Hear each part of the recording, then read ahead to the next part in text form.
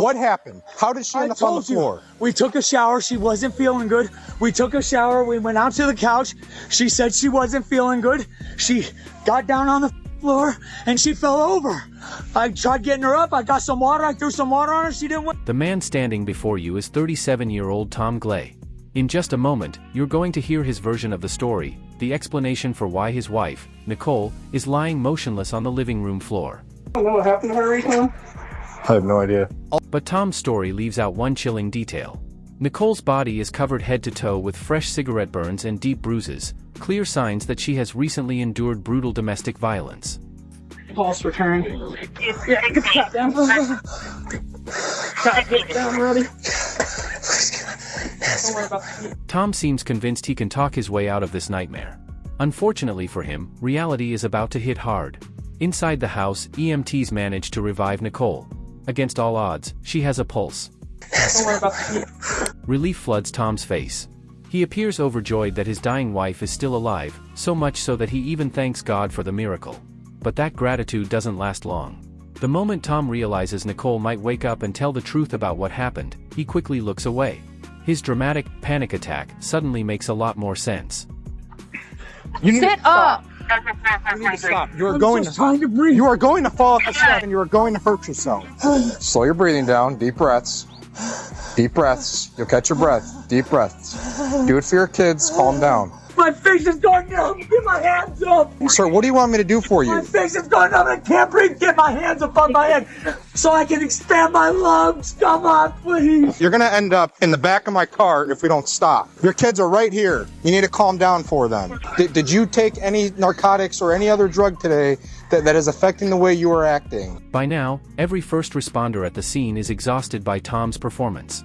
What you didn't see is that he has been acting this way for nearly 40 minutes, since the moment authorities first arrived. I need you outside with me, okay?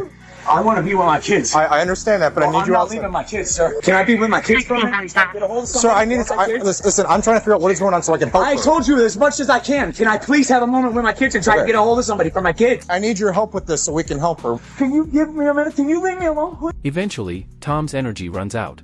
Deputies decide to pause and wait for their sergeant to arrive and determine the next step. Meanwhile, they check in with the EMTs for an update on Nicole's condition. Do you think it's drug overdose or? We had a return of pulse. She's at 95 for pulse right now. She's still unresponsive to. You don't think any of this is from when she fell? No, not from that. The medics are deeply concerned. They aren't sure how long Nicole can survive without hospital care. The problem is that the nearest available hospital is nearly 35 miles away. I sent a helicopter for this. Are we able to get a helicopter started over to you and get over? I can try. Nobody's going to find out today. It's just a pretty critical patient. An airlift would normally be the fastest option, but tonight, that's impossible. Every medical helicopter in the region has been grounded because of severe winds reaching over 50 miles per hour. Post-arrest looks to me from blunt force trauma because she's covered head to toe in bruises. She has some teeth knocked out. I was trying to get a helicopter out.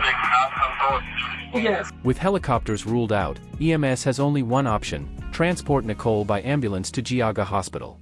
As they prepare to leave, Sergeant Matt Johns finally arrives and sees Tom wrapped tightly in a blanket in the front doorway. Alright, I want you to stand up. Hey, tell us what's going on here so we can figure this out. You're laying down. He's cuffed. This ain't happening. So we need to put him in a police car. So Yes, he's not that's- laying there. Okay. Once we get in our car, then we can start to sort through this in a rational, logical way. But when you're laying in the doorway and there's kids crying, that's not helpful. Don't you agree, Tom? Then you can take your breath and it's warm. Heat. Yes, it's warm. It's warm in there.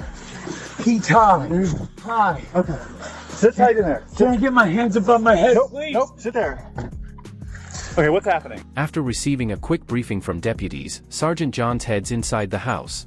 His priority is clear: speak with the children and find out whether they saw what happened to their mother. Where did you see Mom at when she couldn't breathe? This is.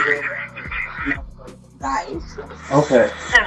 Is it wet because he put some water on Mom? After receiving a quick briefing from deputies, Sergeant Johns heads inside the house. His priority is clear: speak with the children and find out whether they saw what happened to their mother. Hospital. Female's being transported to Geauga. Okay. She has, they think a broken jaw. Her teeth are all broken. Okay.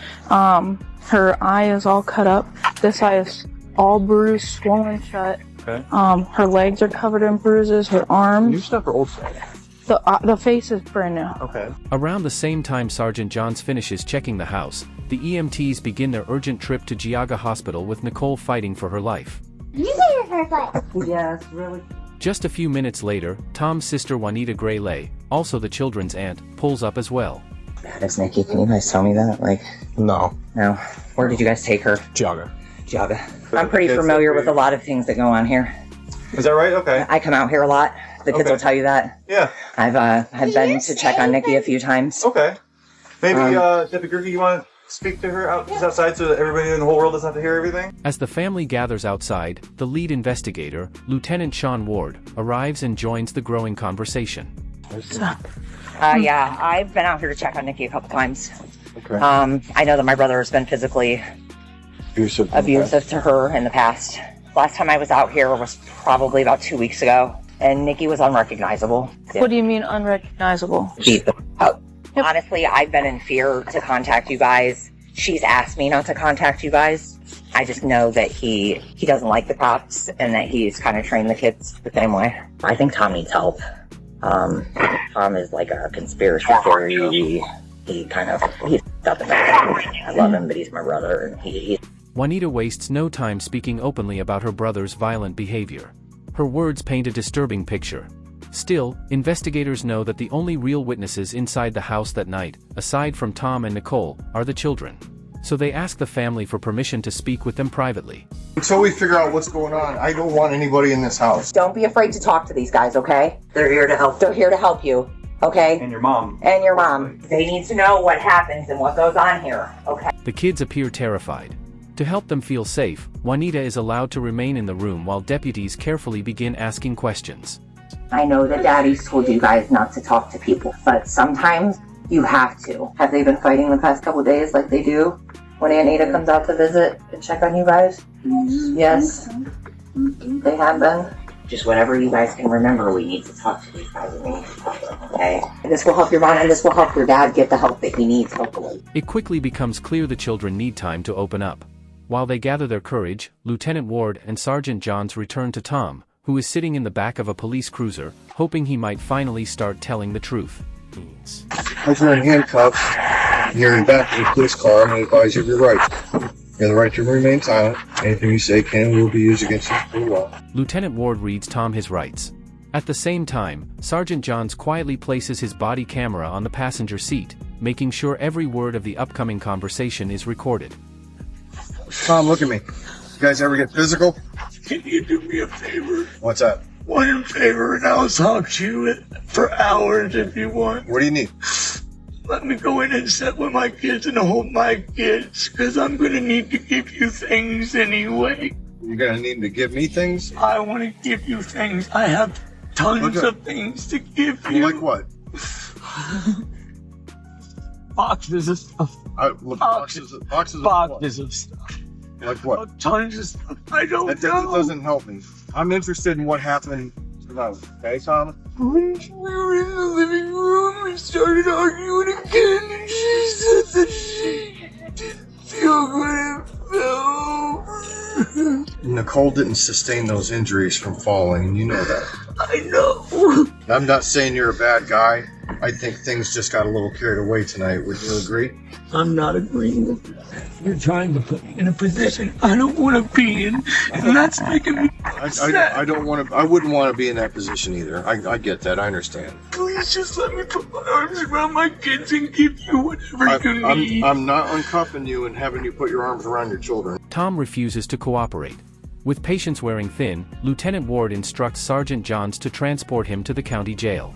During the 15-minute drive, Tom throws an emotional tantrum, switching between fake sobbing and angry outbursts directed at the sergeant. You won't listen to me. Nobody will. I am listening. Listen, we have to ride to the county jail, and I will listen to you. Yeah, but all the things that I'm telling you I need for my evidence, you're going to destroy because people are going to be in my house. You're not going to get it all. I've offered to give it to you, and I've tried to talk to you, and you guys just make a mockery of me. Is it not good enough that I'm trying to talk to you? Is it not good enough that I called for services? Is it not good enough that I tried to give you information? It's honestly, Tom. From nobody. I didn't do nothing. I didn't create no problems. The only thing I asked for was to give me a moment so I could calm down and counsel my kids and get some. When someone needs help and you want to give us a box of papers, that's no good. You know there's nothing in my house that's gonna save her. There's nothing in my house that's gonna save her. What happened to her? You were there and we weren't. And if someone could tell me what happened in your house before I got there and I could pass it on to the doctors, it might make the difference between her living and dying. So I don't want to talk about boxes of papers. So why don't we talk about what happened to her so we can help the doctors understand what's going on, so they can develop a plan to help treat her and try to get her to live. I'm not a doctor. What do you want me to tell you that's going to save her life? What caused her injuries? To save her life. What caused her injuries? You can tell me what caused her injuries is a great start. Me and her. What does that mean? That means just what I said. It means me and her. I told the 911 dispatch. She said she wasn't feeling good and she passed out. She quit breathing. So how did her face get all like that? Change the subject on me. No, I'm saying you said the subject on me. Okay. Then Tom suddenly changes tactics. Realizing his meltdown isn't working, he begins desperately begging the sergeant to pull over so he can have his full attention. I mean, I've never seen him hit her. We both know that he has smacked her. He's told never again. Don't let us see it. Don't let us hear about it. But anything like this, God, we had no clue. He's in control. He has to be in control of everything. By now, investigators believe they have enough evidence to charge Tom with second-degree felony assault. Meanwhile, Nicole's fate remains uncertain. She reaches the intensive care unit at Geauga Hospital but remains completely unresponsive. Doctors discover horrific injuries, fractured ribs, facial and skull fractures, and severe damage to her spleen and liver. Her condition worsens, and once the weather clears, she is transferred to a hospital in Cleveland for advanced treatment. Before confronting Tom again, Lieutenant Ward interviews friends and family, building a stronger case, one that could soon become attempted murder. Indicated that you've been friends with Thomas Grayley since elementary school. Junior high, sixth, seventh grade. I mean, it sounds like you were probably closer than anybody else. Than anybody else. I mean, in all reality, which is, I guess, why I feel so guilty. He called me on the 25th in the morning, and I went out there, and Nikki was beat up. And you said that was the 25th of October. Yeah. It looked like she'd been punched in the nose, is what it looked like. Because right here was all black and blue, and then I was like, what the f*** is going on? Right. And then we went outside because I wasn't going to stand there and talk in front of the kids. He told me he punched her. He told me he punched her. But the final nail in the coffin comes from videos Tom recorded himself. The footage leaves little room for doubt and virtually guarantees a conviction. After a psychiatric evaluation confirms he is competent to stand trial, Tom finally surrenders. He pleads guilty to aggravated murder. In October 2022, he is sentenced to 25 years to life in prison. Today, he sits inside Ohio's Richland Correctional Institution. As for Nicole's children, they have found safety and stability again, now living peacefully with their grandparents.